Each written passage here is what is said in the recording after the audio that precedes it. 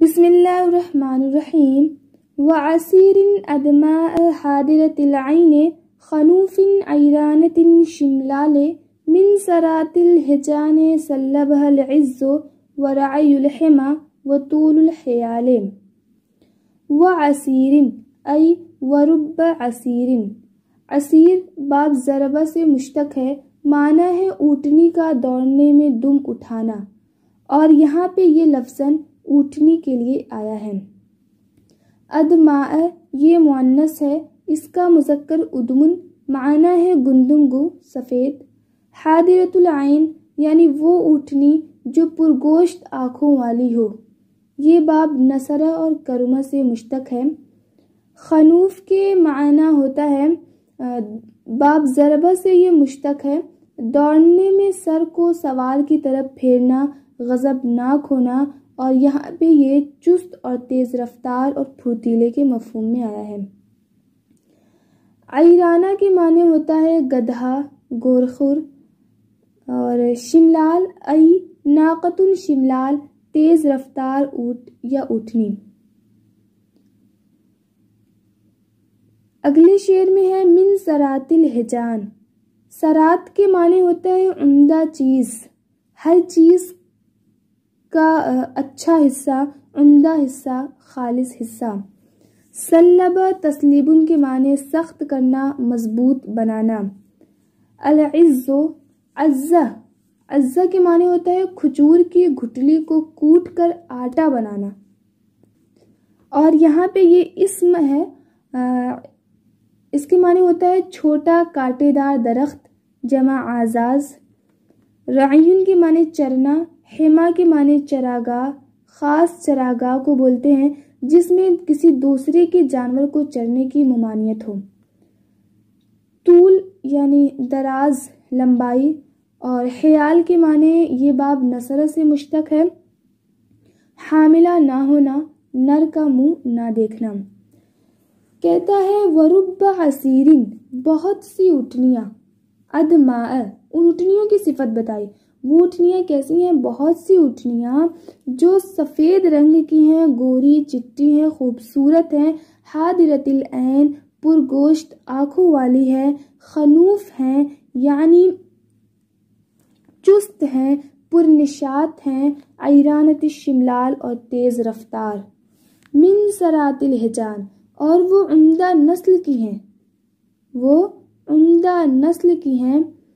حجان کے معنی سفید نسل کا شریف اونٹ، اور سرات کے معنی عمدہ، پورا ملا کے ہوگا عمدہ نسل کی، سپرب یعنی سب سے اعلیٰ نسل کی۔ سلبہ العز، جس کو یعنی جس اونٹنی کو مضبوط بنایا ہے، عز نے، درخت نے، کانٹے دار درخت نے، ببل کی قسم کا ایک درخت ہوتا ہے، اور حما چراگاہ کے چرنے نے، وطول الحیال اور لمبے زمانے تک حاملہ نہ ہونے نے۔ اوپر اس نے اپنی عشیقہ، اپنی معشوقہ جبیرہ کی تعریف بیان کی تھی کہ میری جبیرہ وہ بہت خوبصورت ہے، مقامی وجرہ کی ہرنیوں میں سے ایک ہرنی ہے، خوبصورت ہے، وہ پیڑوں کے درخت کو کھاتی ہے، وہ ممتاز صفت رکھنے والی ہے۔ اس کے ہاتھ کو بتایا کہ اس کی انگلیاں بہت نرم و نازک ہیں، اس کے بال کی تعریف کی کہ اس کے بال بہت ہی اچھے ہیں، عمدہ ہیں، وہ اپنے بال کو جمع کرتی ہے، اس کا جوڑا بناتی ہے، اور جو بقیہ بال اس کے بچے رہتے ہیں وہ اس کے کاندھے پہ، اس کے شانے پہ ایسے ہی لگتے ہیں جیسے کہ ہرنی کے کاندھے پہ موتی سے پروئے ہوئے ہار ہوں۔ اور پھر اس کی خوشحالی کی تعریف کی کہ وہ انگوری عمدہ قسم کی شراب کو پینے والی ہے، اور صبح سویرے وہ شراب اس کے پاس گہری نیند میں ہی پہنچ جاتی ہے اور اس کے دانتوں کے درمیان جاری ہو جاتی ہے اور وہ اس کو پیتی ہے۔ پھر اس نے یہاں پہ اس سے اعراض کر دیا کہ تو چلی جا، مجھے تیری کوئی ضرورت نہیں، مجھے اب عقل آ گئی ہے، مجھ میں سنجیدگی آ گئی ہے، اور میری مشغولیات نے مجھے تمہاری ہیجان انگیز یادوں سے پھیر دیا ہے۔ اب یہاں اس نے اپنی عشیقہ کی تعریف کا اختتام کیا، اس کے تعریف اس نے بند کر دی، اور اس نے شروع کی اپنی اونٹنی کی تعریف۔ کیونکہ عرب میں ایک دستور تھا کہ عرب کے شعراء جو ہے وہ اپنے جانوروں کی بہت ہی عمدہ تعریف کیا کرتے تھے۔ تو اسی طرح یہاں پر بھی عائشہ نے اس شعر نمبر 18 سے اپنی اونٹنی کی تعریف، اپنے جانور، اپنے سواری کی تعریف شروع کی ہے۔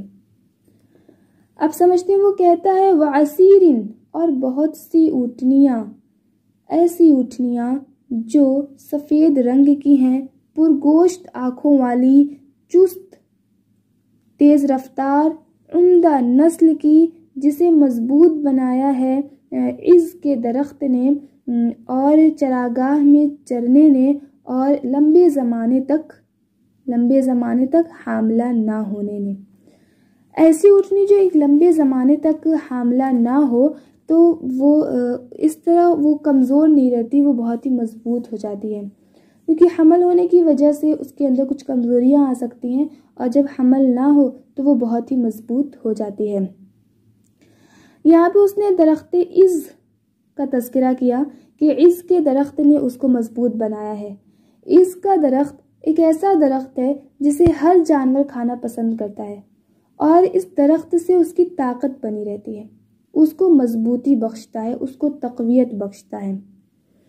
تو اس نے اپنی جانور کی، اپنی سواری کی، اپنی اونٹنی کی تعریف کی کہ میری اونٹنی، ایسی بہت سی میری اونٹنی جو سفید رنگ کی ہیں، پرگوشت آنکھوں والی ہیں، پرنشاط ہیں، چست ہیں، تیز رفتار ہیں، عمدہ نسل کی ہیں، اور جسے عز کے درخت نے مضبوط بنایا ہے، اور چراگاہوں کے چرنے نے اس کو مضبوط بنایا ہے، اور لمبی مدت تک حاملہ نہ ہونے کی وجہ سے وہ مضبوط ہیں۔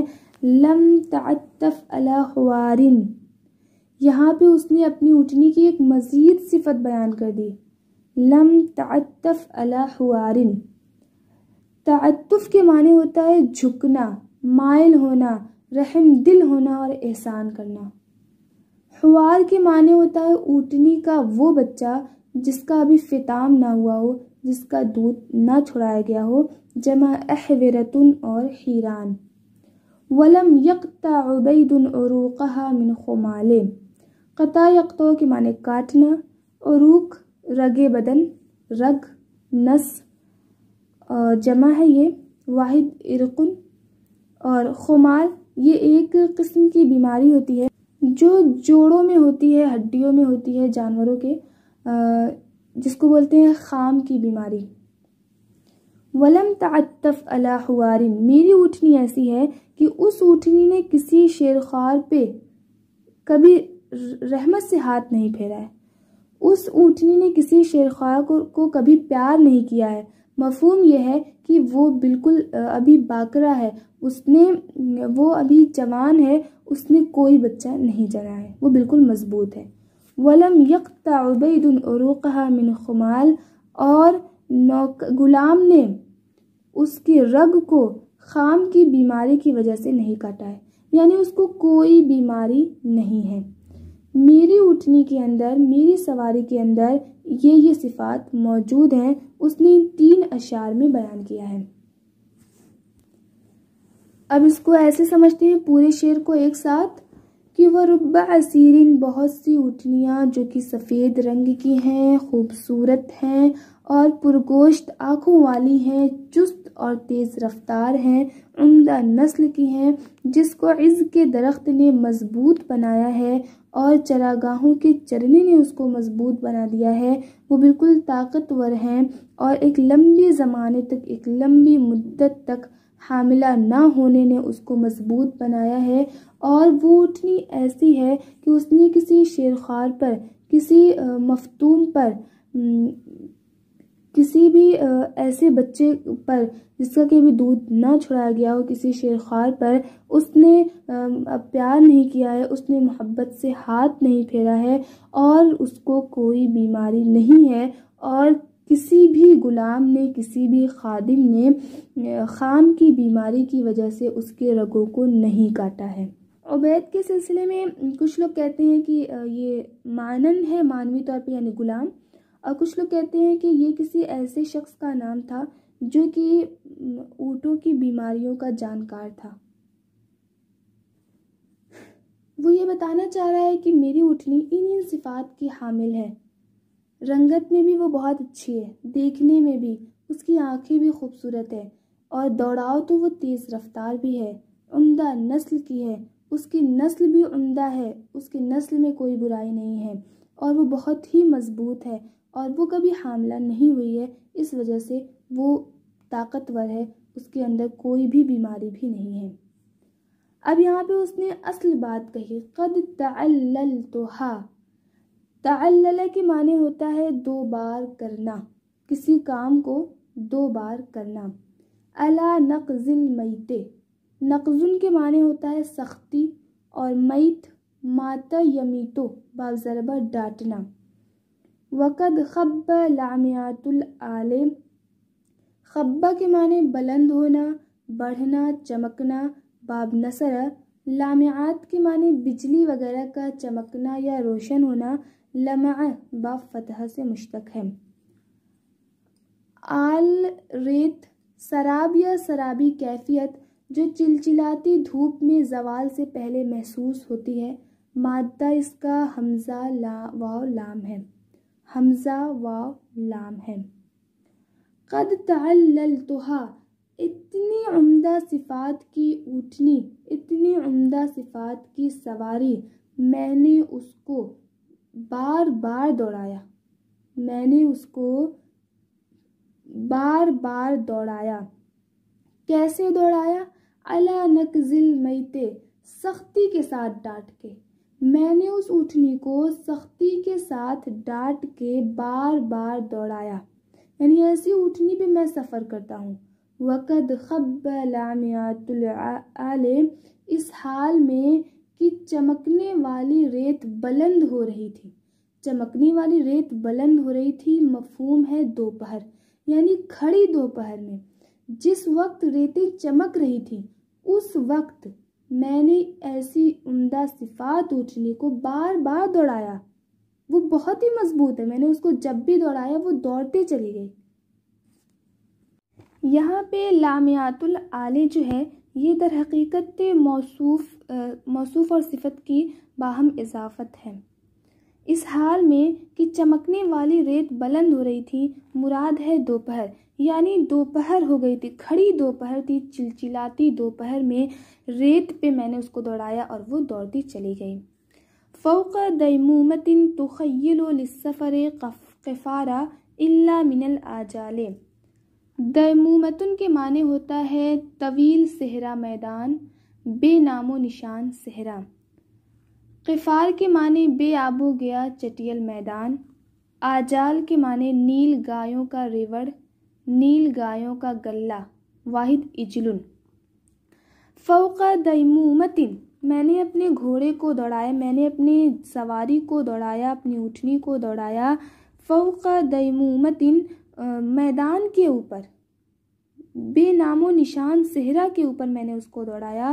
تخیل للسفر قفارا، ایسا میدان جو مسافروں کو چٹیل خیال ہو رہا تھا، ایسا میدان جہاں پہ جا کے مسافر اس کو چٹیل میدان گمان کر رہے تھے، الا من الآجال، سوائے جانوروں کے ایک ریوڑ کے۔ عائشہ کا جو یہ شعر ہے وہ عقل میں نہیں آتا، کیونکہ اس نے کہا کہ میں نے اس کو غیر آباد صحرا پہ دوڑایا، جہاں مسافر جائے تو اس کو صرف دور دور تک چٹیل میدان ہی نظر آئے، لیکن پھر اس نے استثناء کر دیا سوائے نیل گایوں کے ایک ریوڑ کے۔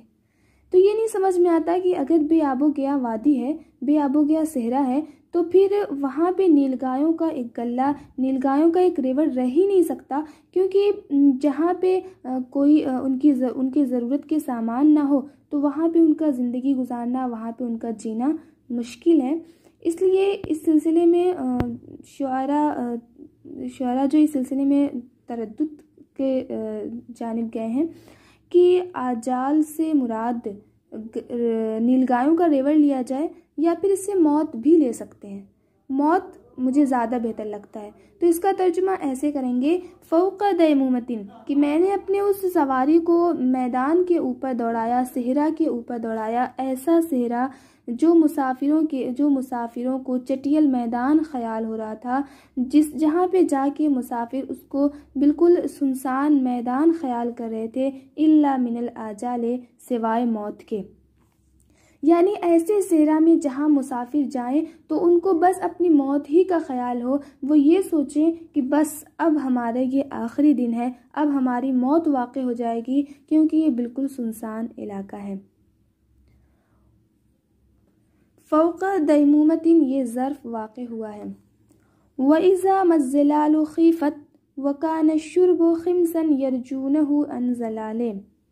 ظلال کے معنی ہوتا ہے سایہ، اور خوف کھانا، ڈرنا۔ شرب کے معنی پانی پینا۔ خمس کے معنی ہوتا ہے عروض الماء بعد 5 ایام، یعنی 5 دن کے بعد پانی کے گھاٹ پہ اترنا۔ یرجونہ رجا، امید کرنا۔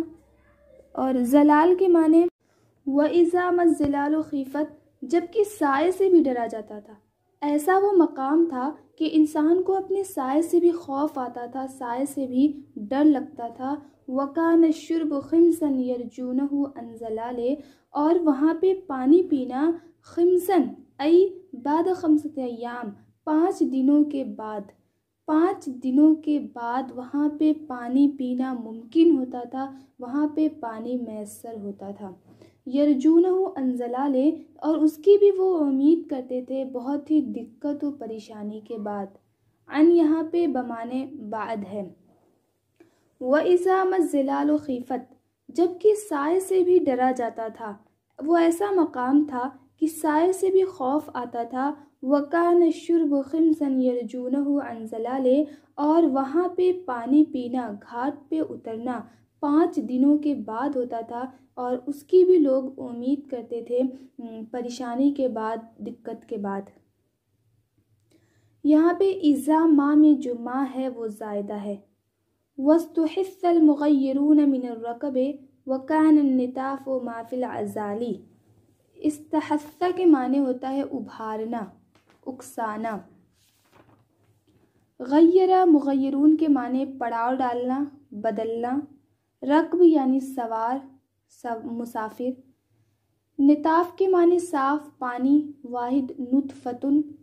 اور عزال کے معنی ہوتا ہے پیندہ، واحد اضلاع۔ وَاسْتُحِثَّ الْمُغَيِّرُونَ مِنَ الرَّكَبِ، مسافروں کو، سواریاں بدلنے والوں کو، یعنی مسافروں کو ابھارا گیا، ان کو اکسایا گیا یہاں سے کوچ کرنے کے لیے۔ مسافروں کو اس بات پہ ابھارا گیا کہ وہ یہاں سے کوچ کر جائیں، یہاں رہنا ممکن نہیں ہے، یہاں اگر رہیں گے تو جینا مشکل ہو جائے گا۔ تو کہتا ہے کہ وَاسْتُحِثَّ الْمُغَيِّرُونَ مِنَ الرَّكَبِ، مسافروں کو، سواریاں بدلنے والوں کو ابھارا گیا، اکسایا گیا۔ وَكَانَ النِّتَافُ مَا فِي الْعَزَالِ، اس حال میں کہ خالص پانی صرف پیندے میں باقی رہ گیا تھا۔ یعنی پانی کی بہت زیادہ ہی دقت و پریشانی تھی، اور اس پریشانی کی وجہ سے مسافروں کو وہاں سے سفر کرنے کے لیے، وہاں سے روانہ ہونے کے لیے اکسایا گیا، ابھارا گیا۔ مَرِحَتْ حُرَّةً كَقَنْطَرَةِ الرُّومِ تَفْرِي الْحَجِيرَ بِالْإِرْقَالِ۔ مرحہ کے معنی اکڑ کر چلنا، اتراتے ہوئے چلنا، بابسہ میں ہے۔ اور حرہ شریف، عمدہ، جمع حرائر اور حرات۔ قنطرہ کے معنی پل۔ تفری، فرا یفری، باب ضربہ، زمین میں چلنا، طے کرنا، پار کرنا۔ الحجیر دوپہر، سخت گرمی، جمع حجرن۔ ارقال کے معنی دوڑنا۔ مریحت حرتن، وہ چلتی ایسے مقام پہ، میری اونٹنی، میری سواری ایسے مقام پہ تیز رفتاری کے ساتھ اتراتے ہوئے چلتی ہے۔ اتنے خوفناک، اتنے مصیبت زدہ، اتنے دقت آمیز مقام پہ میری سواری اتراتے ہوئے تیز رفتاری کے ساتھ چلتی ہے۔ کقنطرۃ الرومی، اور وہ رومی انجینئر کے بنائے ہوئے پل کی طرح ہے، یعنی اس رومی انجینئر کے بنائے ہوئے پل کی طرح مضبوط ہے۔ میری اونٹنی بہت ہی مضبوط ہے، جیسے کہ رومی انجینئر کا بنایا ہوا پل مضبوط ہوتا ہے اس طرح میری اونٹنی مضبوط ہے۔ تفری الحجیر بالارقال، اور وہ دوپہر میں تیزی کے ساتھ سفر کرتی ہے۔ تفری وہ سفر کرتی ہے، بالارقال دوڑتے ہوئے تیز رفتاری کے ساتھ، الحجیر دوپہر میں سخت گرمی کے ایام میں بھی وہ تیز رفتاری کے ساتھ سفر کرتی ہے۔ مرحہ، قرآن مجید میں اللہ تعالیٰ کا ارشاد ہے لا تمشی فی الارض مرحا، اور حرہ یہ حال واقع ہوا ہے۔ یہاں پہ 25 اشعار مکمل ہوئے۔ ان 25 اشعار کا خلاصہ یہ ہے کہ شاعر اپنی عشیقہ کے علاقے میں جاتا ہے، وہاں جا کے اس کو یاد کرتا ہے اور روتا ہے، اور اپنی اور اس کی جدائی کا حال بیان کرتا ہے، اور کہتا ہے کہ میرے اور اس کے درمیان ایک لمبی مسافت ہے جہاں جانا ممکن نہیں ہے۔ پھر اس نے چند اشعار میں اپنی عشیقہ کی تعریف بیان کی ہے، اس کی خوبصورتی نمایاں طور پہ ظاہر کی ہے، اس کی ایک ایک اعضاء کی خوبصورتی کا اظہار کیا ہے، وہ بہت ہی خوبصورت ہے۔ اور اپنی عشیقہ کی خوبصورتی کا ظاہر کرنے کے بعد اس نے اپنی سواری اپنی اونٹنی کی تعریف کی ہے کہ میری اونٹنی بہت ہی خوبصورت ہے، اس کی آنکھیں پرگوشت ہے، میری اونٹنی اس کی آنکھیں پرگوشت ہیں، اور وہ تیز رفتار ہے، اور وہ عمدہ نسل میں سے ہے، اور وہ چراگاہوں میں چرنے کی وجہ سے اور عز کے درخت کو کھانے کی وجہ سے، ایک لمبے زمانے تک حاملہ نہ ہونے کی وجہ سے اور جوان ہونے کی وجہ سے کبھی اس نے بچہ نہیں جنا ہے، اس وجہ سے وہ بہت مضبوط ہے، اور اس کے اندر کوئی بھی بیماری نہیں ہے جس کی وجہ سے کسی نے اس کی رگوں کو کاٹا ہو، غرض یہ کہ وہ بہت زیادہ مضبوط ہے۔